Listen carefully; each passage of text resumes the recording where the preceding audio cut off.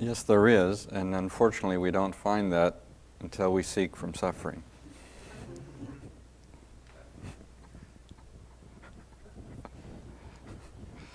Because unfortunately, most of our experiences in life is one of pain and suffering. And so some part of us knows that that's not really the state we have to live in. Some part of us knows that that's a self-created existence. So it really is that part that you want to just find in yourself, to reach inside and just let go and get in tune. And this takes some discipline, some practice, some diligence, right? Some regular meditation of just letting go until you make contact with that place that's already full. It's already full. And then the opening is just the expression of that fullness. It's not opening to get rid of some lack, right? To get rid of some suffering. It's opening in its own fullness. So that's the experience, and if you will, that's a certain level of mastery within our spiritual practice, right?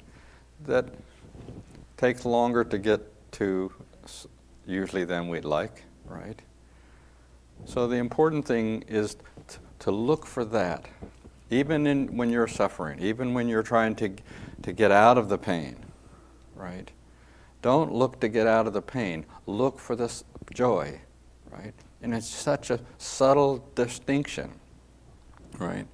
Because otherwise we're just looking to get out of the suffering, and what we're really usually doing in that case is looking to change some condition. As soon as I'm not busy, I'll be able to meditate more.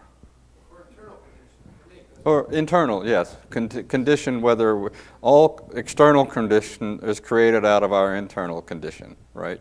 But so it's a wonderful question, because the seeker, in that sense that you're describing it, is seeking to change condition, even our internal awareness. This is I would call this is the internal duality, right?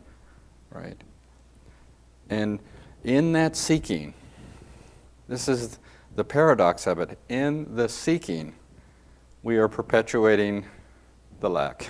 All right, we're perpetuating the non-fullness. Right, right. So it's a very subtle thing that requires a really deep stillness, and the mind can never touch it. It can never get to that point to let go of, well, to let go of the suffering and just feel the joy. Feel that joy inside. Feel that stillness. Feel that effulgence.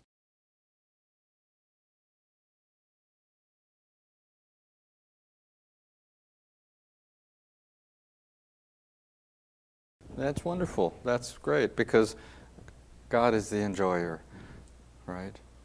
All of this incredible expression is the expression of that ultimate joy, that ultimate freedom, right? Some part of us knows this. And here's the thing that most people don't get. That's the spiritual driver within you, right? We think it's I'm coming because I want to get out of this pain, or I want to do this, It's not. It really is that deep internal awareness that knows its own self, and that's simply trying to show it, right? Okay. Part of the good news and part of the bad news is that as it shows itself, it exposes, as it shines its light on our stuff, it does it for a purpose, because then we see this is our stuff, right? But here's the thing. At some point, if you're not able to engage and deal with your suffering, your pain, your stuff from a place of joy, you'll never get rid of it, right? We're pissed off about it, we're angry about it, we're sad about it, we're everything about it, right? Instead of just recognizing, being profoundly grateful that some limitation of our understanding has been exposed to us, right? And that's wonderful. So I think it's a very profound question that you're asking yourself, right? And the way to really find that, to get past the perspective I'm seeking, right, is to let go past that and ask, who's seeking? You know, Ramana Maharshi's, one of his most profound teaching was the simple question of, who am I? And we get an answer and you say, oh no, who am I? Right? And you penetrate through that, right? So, look, that's, why not truly decide that your purpose in life is to live in that joy and that simplicity. Instead of believing all the experiences that we've had so far that have been different than that, right? And just really begin to look for it, and look for it, and look for it. And when we can't see it, look again, right? And when we find some challenging dynamic in our life, understand that's trying to uncover that place in you that isn't affected by that dynamic, right? That unconditionality is really the place we want to find in ourselves. And the mind always has conditions, right? And in a sense, one way you can think about this is that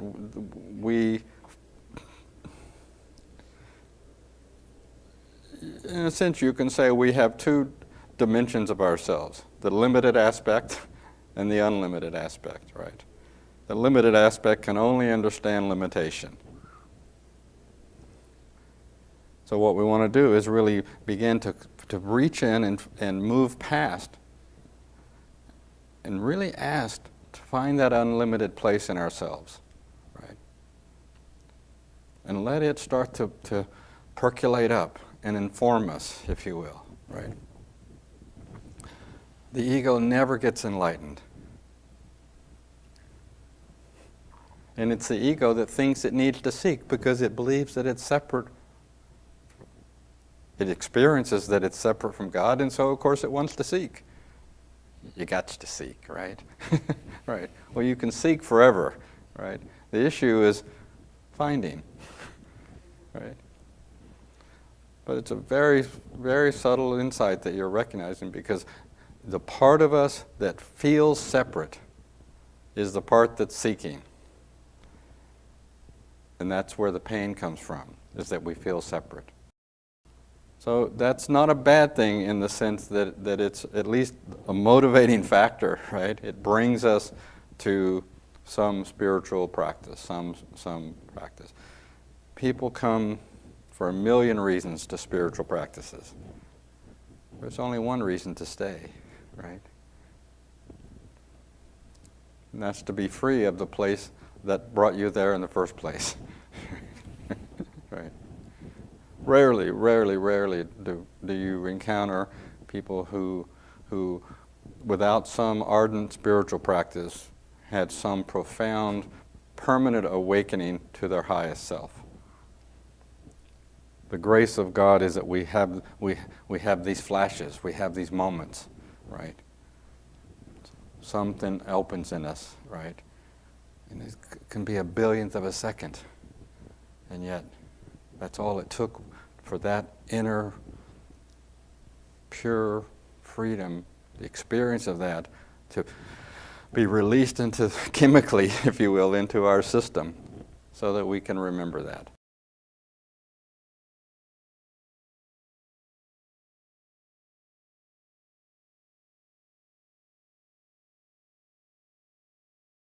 The still point, if you can think of it as really as the doorway, right? is the entry into that unlimited self. That unlimited self is that still presence. So when we talk about stillpoint or bindu, or bringing our awareness to a singular place of consciousness in ourselves, that's what we're trying to do, is just tune out, get quiet and tune out all of the stuff and all the mind and all the emotion and all the regret and all the self-hatred, and just tune in. And you all of a sudden it's just there, you feel it, right? And if you open into that, right, then this much bigger place shows itself, right?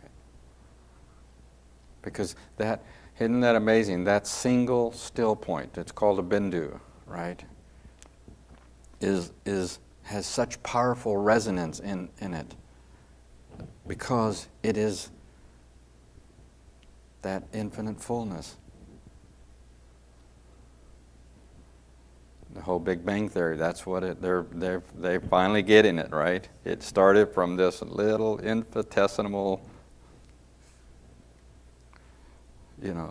thing. Who knows how these guys figure it out? But recently there was a thing on the news where they've now been able to measure the radioactive microwave somethings from the Big Bang, right? And somehow in the measurement they have been able to prove the exponential expansion from the moment of the Big Bang, that within the billionth of a second, the universe expanded 10 to the 26th power. Well, I don't know how big that is, but it's probably bigger than an end of a needle, right? Right.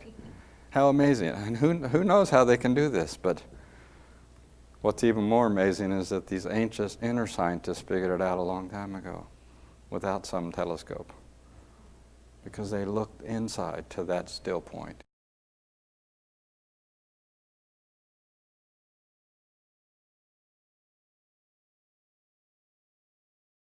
Yes, because if we want to think of it really, look, Kundalini is within the individual, is the individuated expression of that divine presence.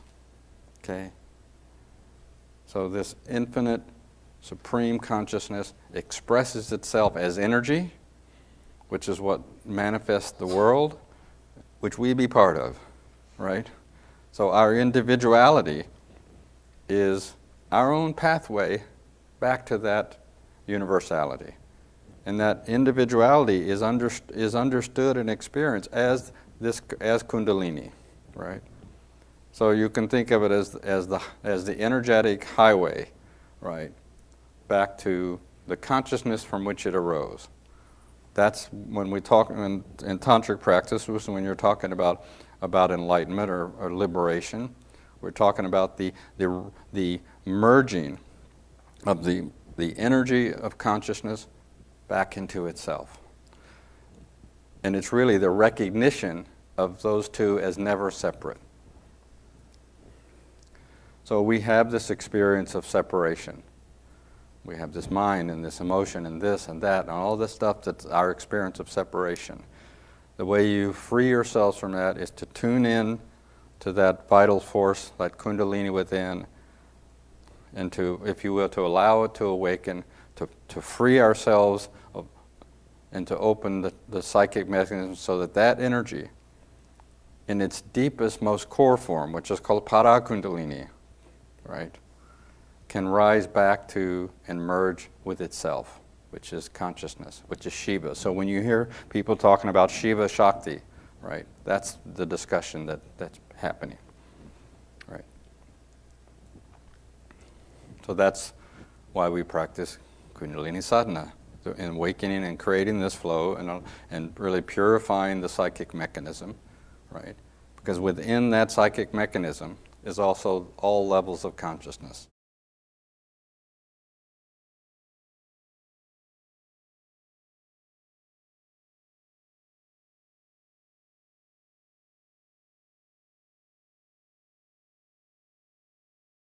Out of that consciousness, out of Shiva, is the expression of that consciousness is energy, is Shakti, right? And in that creation, multiple dimensions of consciousness are expressed. So we engage that energy, if you will, in order to find that infinite source of consciousness, right? Right. And that distinction, the recognition that life is conscious and has a dynamic expression, Shakti, right? This is the fundamental distinction between tantric practices and particularly all the other practices that came before it, right? The recognition that all this creation is power, is energy, right? And that we follow it back to the place from which it was created.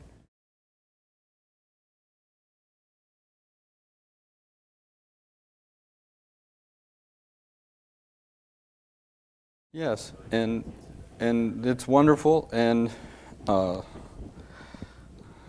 is effective and perhaps maybe a little slower because it's so hard to grasp it, right? It's so hard to hold on to it.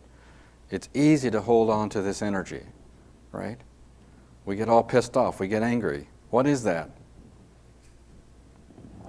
It's energy, right? Our experience in life is energy. We're alive. It's alive, right? Right? So the tantrics from that perspective would believe that it's a more effective way of reaching into that stillness because we can grab a hold of its expression and we can follow it back. And this is why anytime we engage with our own difficulty, we get, our emotions flare, our mind flares up, all this energy of the mind. If you start to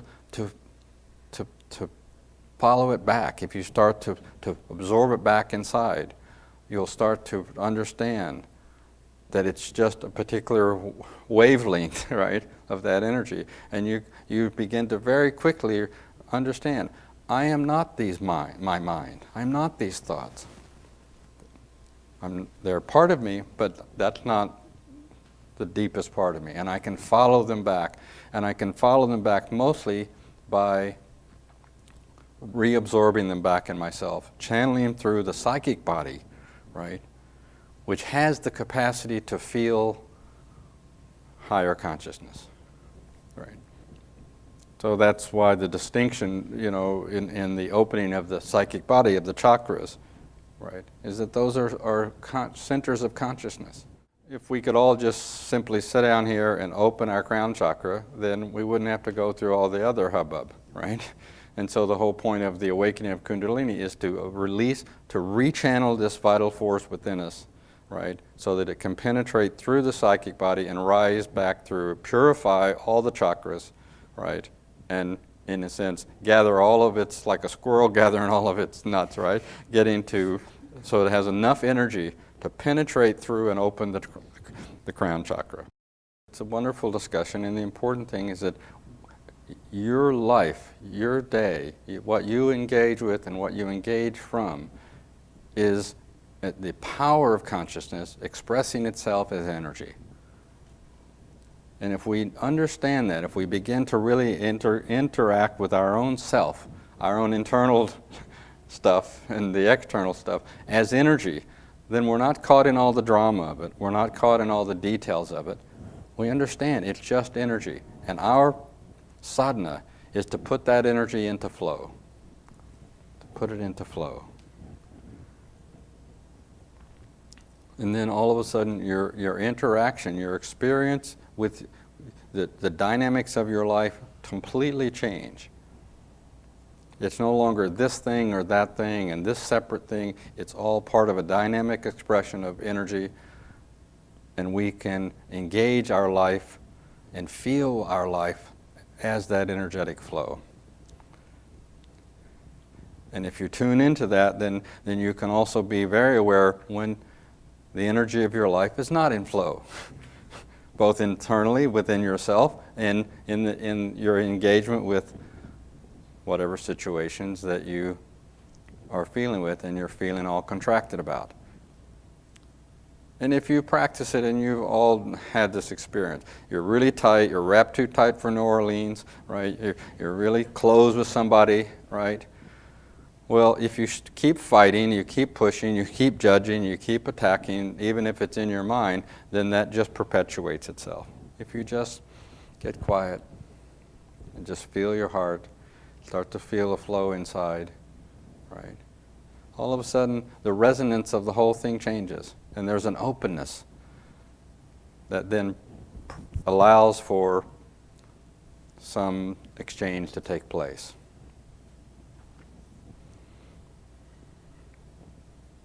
It's a far better way to engage with the people we say we love.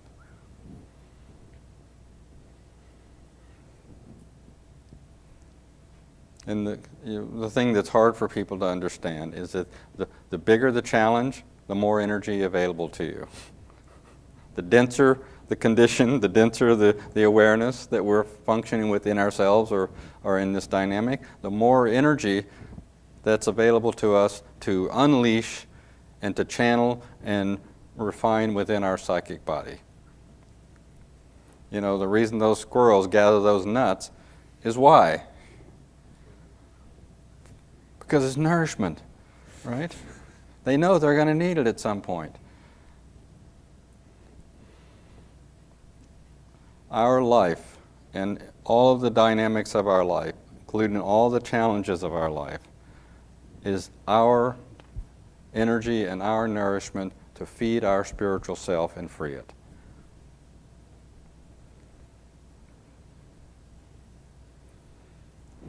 Sounds like a good idea. I think I'll try that for a while. Good night, everyone.